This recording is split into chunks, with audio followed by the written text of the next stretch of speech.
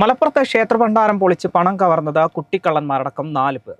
മണിക്കൂറുകൾക്കകം കള്ളന്മാരെ വലയിലാക്കി പോലീസ്. 2 മോഷ്ടാക്കൾക്ക് 20 വയസ്സാണ് പ്രായം.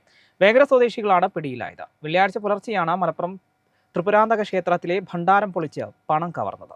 മലപ്പുറം ത്രിപുരാന്തക ക്ഷേത്രത്തിൽ ഭണ്ഡാരം പൊളിച്ച് പണം കവർന്ന സംഭവത്തിൽ 4 പ്രതികളെ മണിക്കൂറുകൾക്കകം വലയിലാക്കി പോലീസ്. വേങ്ങര സ്വദേശികളായ പ്രായപൂർത്തിയാകാത്ത 2 പേരടക്കം 4 പേരാണ് പ്രതികൾ. 2 പേർക്ക് 20 വയസ്സാണ് പ്രായം. വേങ്ങര ഊരകം സ്വദേശി കുറ്റിപ്പുറം വീട്ടിൽ ഷാജി കൈലാസ് എന്ന തൊരപ്പൻ കൈലാസ്, അച്ചനമ്പലം സ്വദേശി മണ്ണാറപ്പടി വീട്ടിൽ ശിവൻ, അച്ചനമ്പലം സ്വദേശികളായ പ്രായപൂർത്തിയാകാത്ത മറ്റു 2 പേർ എന്നിവരാണ് പിടിയിലായത്. വെള്ളിയാഴ്ച പുലർച്ചെയാണ് മലപ്പുറം ത്രിപുരാന്തക ക്ഷേത്രത്തിലെ ഭണ്ഡാരം പൊളിച്ച് പണം കവർന്നത്.